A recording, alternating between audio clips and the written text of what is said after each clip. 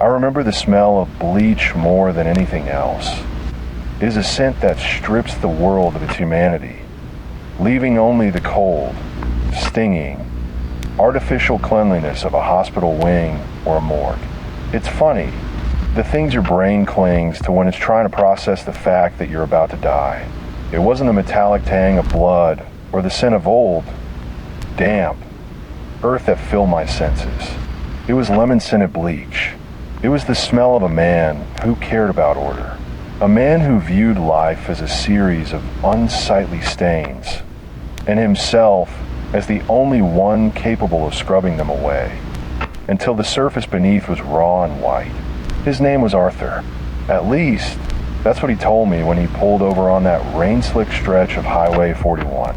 His headlights cutting through the deluge like the eyes of a deep-sea predator. I had been standing there for 20 minutes, my jacket soaked through, my thumb out in a desperate, pathetic plea for mercy from the storm.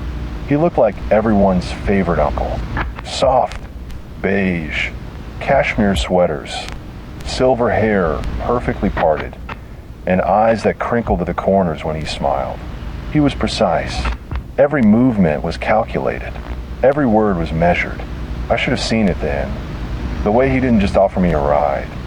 He analyzed me. He studied the way I shivered, the way I clutched my bag, like a biologist observing a specimen that had wandered into his trap. The world is a very messy place. Sarah, he had whispered, the rain drumming a frantic, chaotic rhythm on the roof of his car as we drove into the dark. People, they just stumble through it, don't they?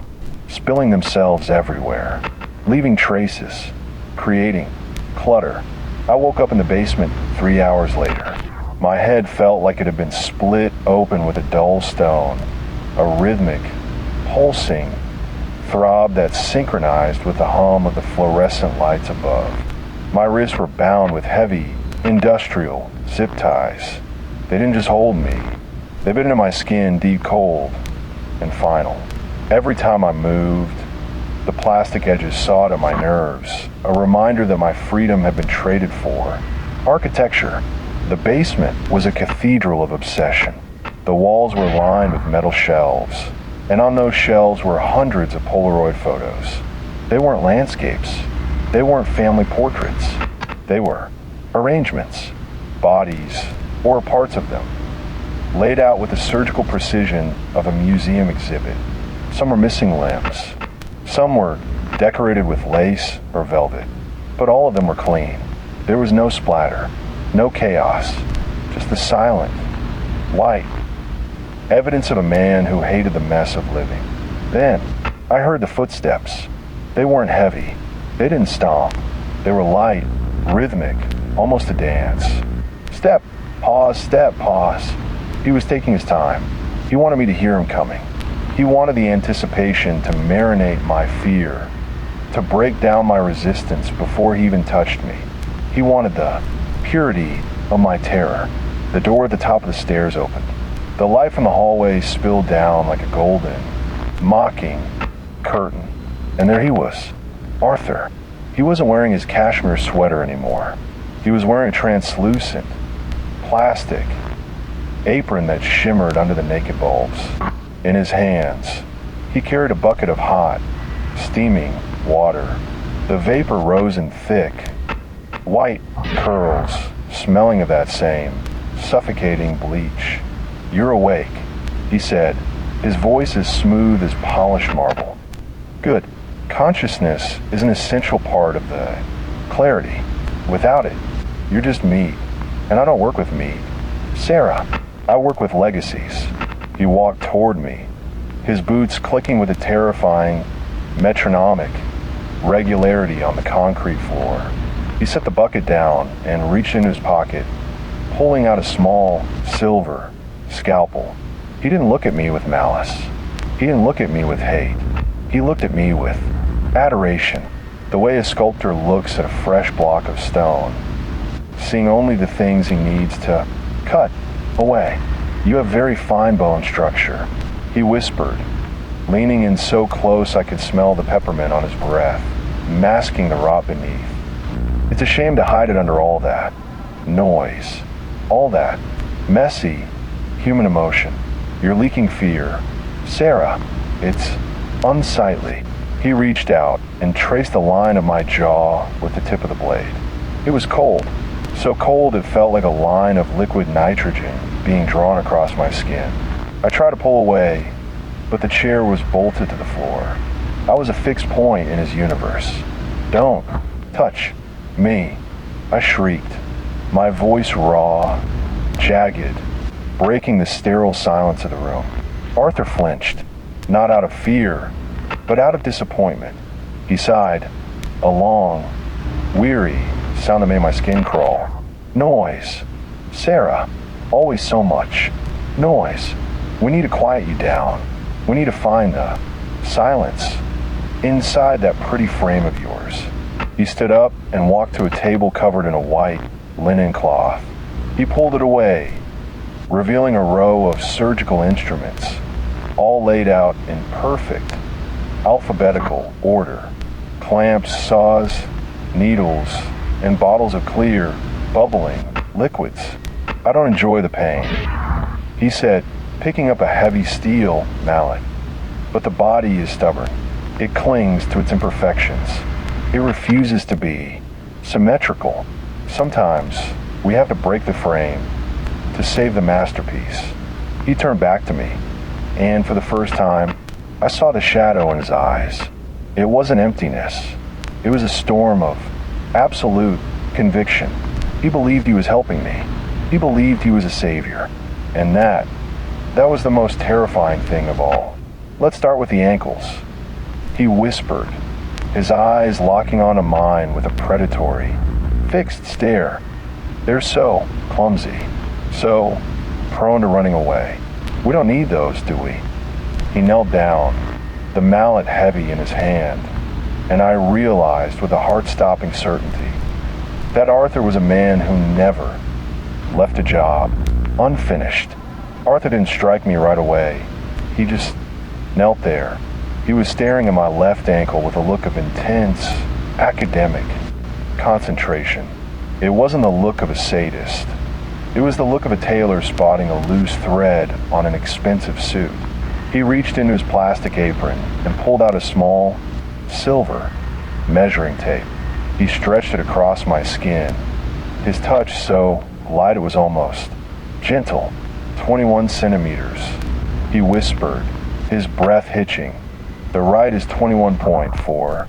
You see, you're asymmetrical. Sarah, you're tilting the world just a little bit every time you take a step. Doesn't that bother you? I couldn't answer. My throat was so dry it felt like I had swallowed a handful of sand. I watched as he took a marking pen, blue, permanent, cold, and began to draw a dotted line across my Achilles tendon. The ink felt like a trail of ice. I spent years in the orthopedic ward. He continued, his voice dropping to a low, rhythmic hum that synchronized with the buzzing of the lights. Watching doctors patch people up, they were so clumsy. They used heavy plates, ugly screws, scarring the canvas. They didn't understand that the body isn't a machine to be fixed. It's a sculpture waiting to be revealed. He stood up and walked back to the table. He picked up a long, thin needle attached to a glass syringe. The liquid inside was clear, but it had a heavy, oily consistency that caught the light. This is a local anesthetic, he said, smiling that crinkled, uncle-like smile. I'm not a monster. Sarah, I don't want the noise of your pain to ruin the composition. I need you to be calm. I need you to be still. He leaned over me, the scent of peppermint and bleach overwhelming. He didn't just inject the needle. He slid it in with a terrifying, surgical grace. I felt the cold, spreading, numbness wash over my lower leg. It felt like my foot was being erased from the world. There, he whispered, patting my knee, the first step toward purity. He turned away from me to adjust the volume on the speakers. Mozart's Requiem began to fill the room. the choral voices rising in a haunting, mournful swell. Arthur began to hum along, his movements becoming more fluid as the music took hold of him. He picked up a small, circular saw. The blade was so sharp it seemed to cut the very air around it. I looked around the room, my eyes darting frantically, searching for anything, any flaw in his order. And then I saw it on the shelf behind him, among the perfectly aligned Polaroid photos. There was a single, empty space, a gap, and on the floor beneath that shelf, a tiny, jagged shard of glass from a broken frame. Arthur was a man of absolute order. A broken frame, a missing photo, that was a stain on his masterpiece. That was his weakness. Why is that one missing? I croaked, my voice sounding like a ghost. Arthur froze. The humming stopped. The saw, still spinning, gave off a low metallic whine. He turned slowly, his face pale, his eyes wide with a sudden, sharp vulnerability. The missing one, he repeated, his voice trembling. The photo, I whispered, leaning forward as much as the zip ties would allow. The one on the third shelf. It's gone. It's messy, isn't it? To leave an empty space. I saw a twitch in his left eyelid, a crack in the mask. He looked at the shelf, then at the floor, then back at me. His breathing became erratic, shallow. It's not gone, he hissed, clutching the saw so tight his knuckles turned white. It's just repositioned. I was cleaning the frame, but the glass is broken. I pushed, my heart hammering against my ribs. You missed a spot, Arthur. There's glass on the floor. It's filthy. He looked down at the floor. I could see the sweat breaking out on his forehead. The order, the control, was slipping. He hated the mess. He hated the unexpected. I would never.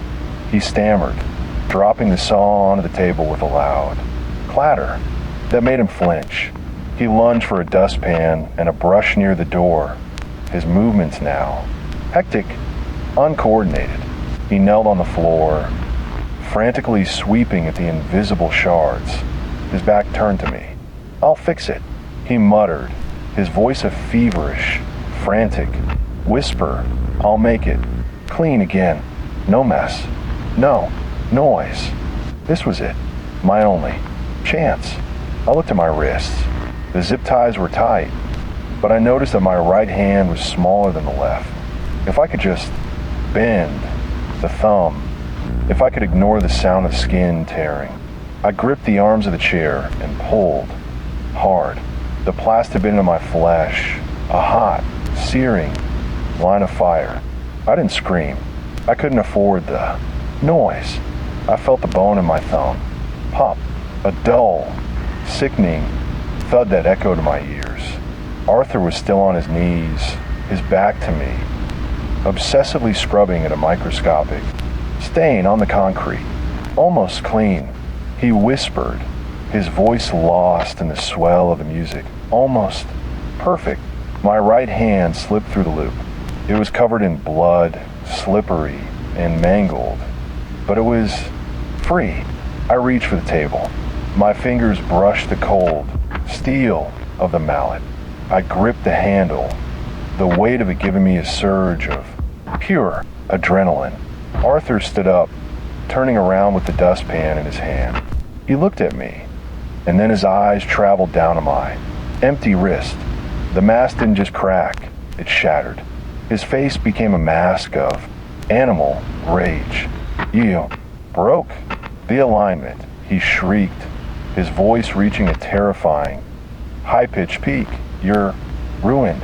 He lunged for me, not with a scalpel, but with his bare, silk-gloved hands. I swung the mallet. The mallet made a heavy, dull thud as it connected with the side of his skull. It wasn't the crisp, clean sound of metal striking metal. It was the wet, muffled impact of raw power meeting soft tissue. Arthur didn't scream. He just stopped. His eyes went wide, the mask of rage dissolving into a look of utter surprise. Then, the world seemed to shift for him. His knees buckled, and he fell back against the table, sending a cascade of surgical tools scattering across the floor with a terrifying clatter that echoed louder than Mozart's Requiem. He didn't go down. He was slumping, dazed, reaching for his head with a trembling, white-gloved hand. This was my moment, my only moment. I didn't wait to see if he would get up. I couldn't afford the noise of a second thought. I ripped my left hand through the zip tie. It felt like my skin was being flayed off in one long, searing motion. The plastic was a hot wire slicing through my nerves. But I didn't care. I was free. I bolted for the stairs. My legs were heavy. My right thumb was hanging at a sickening, unnatural angle, and the local anesthetic in my left leg made me stumble. But the adrenaline was a wild, electric force that propelled me forward. I could hear Arthur behind me, coughing a dry, wet sound. He was trying to find silence, but all I could hear was the mess of his breathing. I scrambled up the wooden steps. Each one felt like a mountain. I reached the top and heaved the heavy oak door open. I expected the cool, dark kitchen. I expected the smell of a normal house. But I wasn't in a house. I was in a sanitarium. The first floor was a labyrinth of sterile, white corridors. The walls were covered in smooth, glossy tiles. No photos, no furniture, just openings. Every door was wide open, leading into a series of identical examination rooms. They all had metal tables, stainless steel cabinets, and overhead lights that hummed with that same high-frequency vibration. It was an assembly line of obsession. I moved through the hallways, my breath coming in jagged, shallow bursts. Every surface was polished to a mirror finish.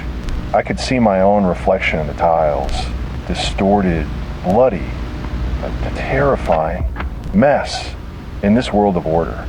Sarah, Arthur's voice came from the top of the basement stairs.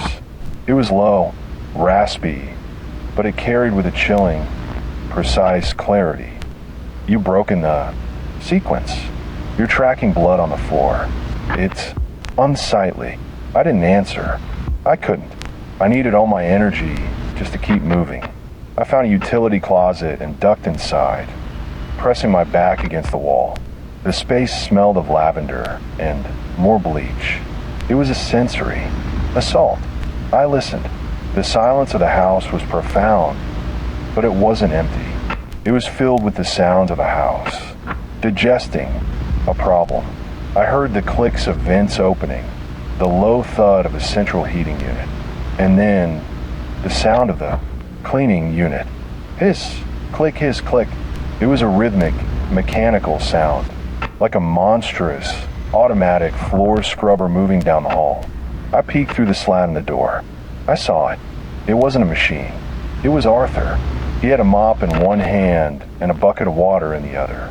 He wasn't chasing me. He was mopping all my footprints. He was obsessed with the stains.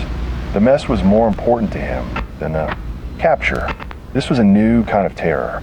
He didn't want to kill me right away. He wanted to restore the order. Before he could finish the job, he needed the silence to be perfect. You can't hide from the masterpiece. Sarah, he whispered, his voice now coming from right outside the closet door. You're part of the canvas, whether you like it or not. You're simply delaying the inevitable beauty. He was close, so close I could hear the mop head hitting the tiles. Slap, slap, slap. It was a wet, sterile sound. I looked at my right hand. The thumb was dead weight. My arm was covered in blood. I looked at the lavender-scented cleaner in the closet. The bottle was glass, heavy. I grabbed the neck of the bottle, the glass cold against my bleeding palm. If I could just smash, if I could create a new Mess, distraction. Clean, clean, clean. Arthur muttered, his voice a feverish, frantic whisper that made my blood run cold. I threw the bottle. It hit the tiles in the main hallway with an explosive crash. Glass and purple liquid shattered across the floor in a wild, uncoordinated pattern. It was a magnificent, glorious chaos in a sterile world. Arthur's reaction was immediate, a high-pitched, strangled shriek of pure agony. It wasn't the sound of a man in pain. It was the sound of a man whose very soul had been violated. And oh, he screamed, his voice cracking, the sequence, the alignment. You, ruin, IT. I heard him dropping the mop and the bucket. I heard him scrambling on the floor, trying to scoop up the liquid, trying to gather the glass, his movements now, hysterical, frantic. I bolted from the closet. He was on his knees, clutching a handful of glass, his white gloves stained purple and red. He was sobbing, a wet, rattling sound. I didn't stop. I ran for the front door. It was heavy, reinforced, but it was unlatched. Arthur, in his need for order, had forgotten to lock the outer world out because he was too focused on locking the mess I in. I threw the door open. The cool night air hit my face like a benediction. I didn't see where I was running. I didn't care. I just ran toward the trees, toward the chaos of the forest. The forest floor was a mess of roots, wet leaves, and rocks. My bare feet bled. My right hand was a useless, heavy lump, but the woods didn't care about order. They were wild. They were a safe, chaotic haven. I looked back at the house. It stood like a sterile, white tomb in the moonlight. I could see the silhouette of Arthur standing in the open doorway. He wasn't holding a weapon. He was holding a dustpan and a brush. He didn't chase me into the woods. He just stood there, watching me, his posture perfect, symmetrical frame. He wasn't defeated. He was just postponing the next cleaning session. The silence always returns.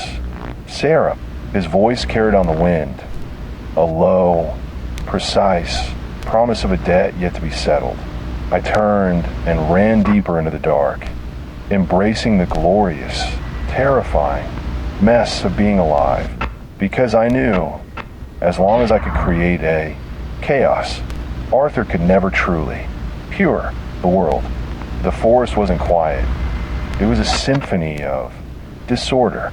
Leaves crunched under my bleeding feet, branches whipped across my face, and the smell of damp, rotting vegetation was a glorious, chaotic contrast to the bleach. I ran until my lungs felt like they were filled with hot, jagged glass. My right hand was a dead, heavy weight, a constant, throbbing reminder of the price of my freedom. I collapsed behind a massive, ancient oak tree. Its bark was rough, uneven, and beautifully imperfect. I pressed my back against it, trying to slow my breathing, trying to listen. At first, there was only the wind. Then, I heard it. Clink, clink, clink. It wasn't a natural sound.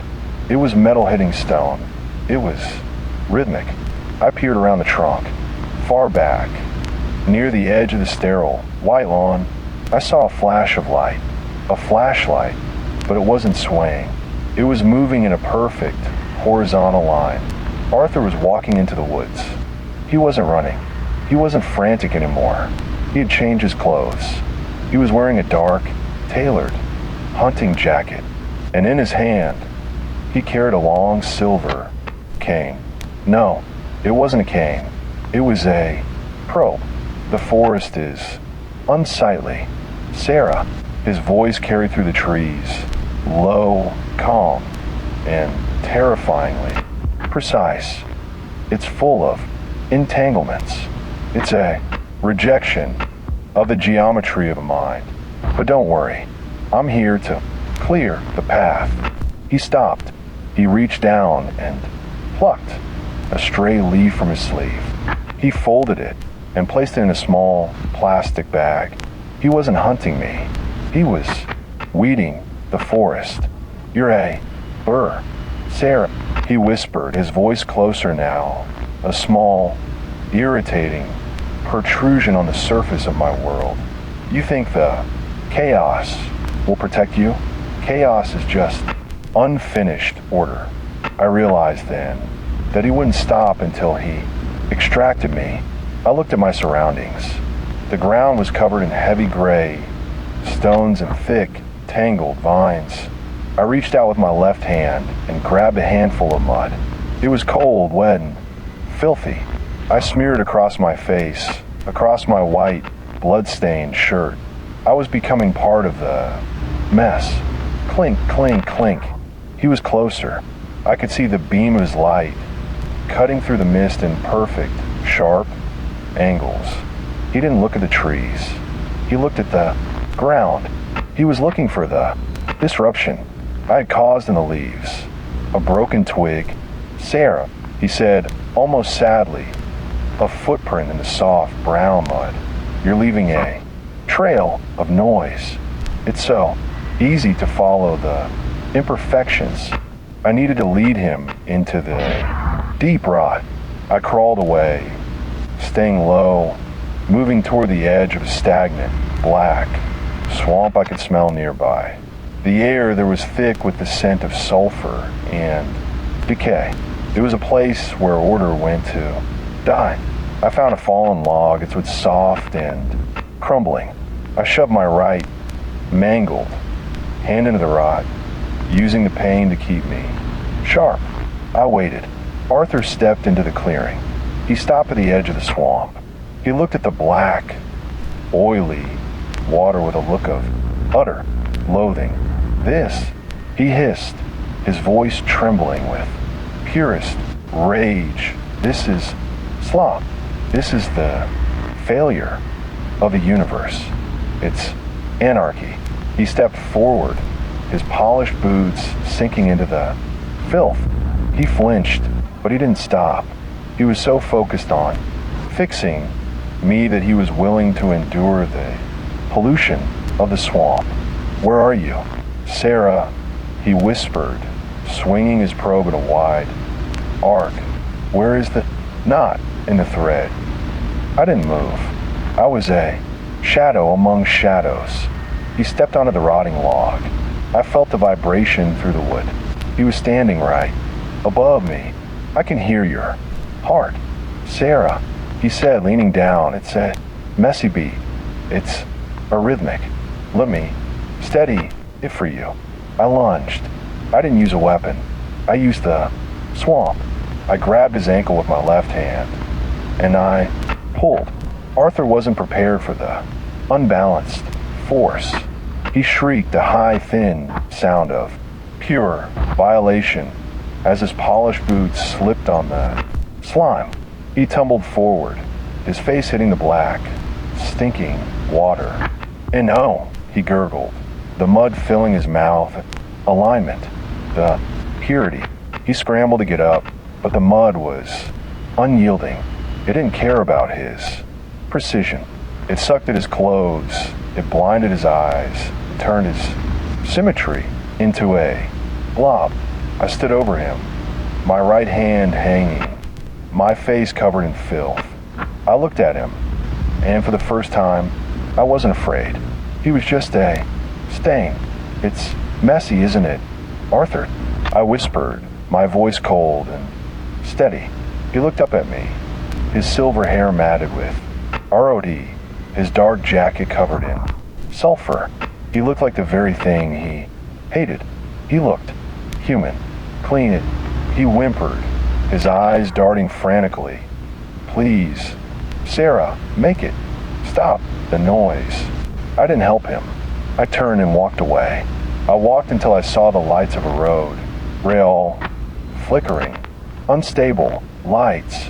I stood in the middle of the asphalt, a bloody, mud-covered, chaotic wreck of a human being. A car slowed down. The driver looked at me with terror.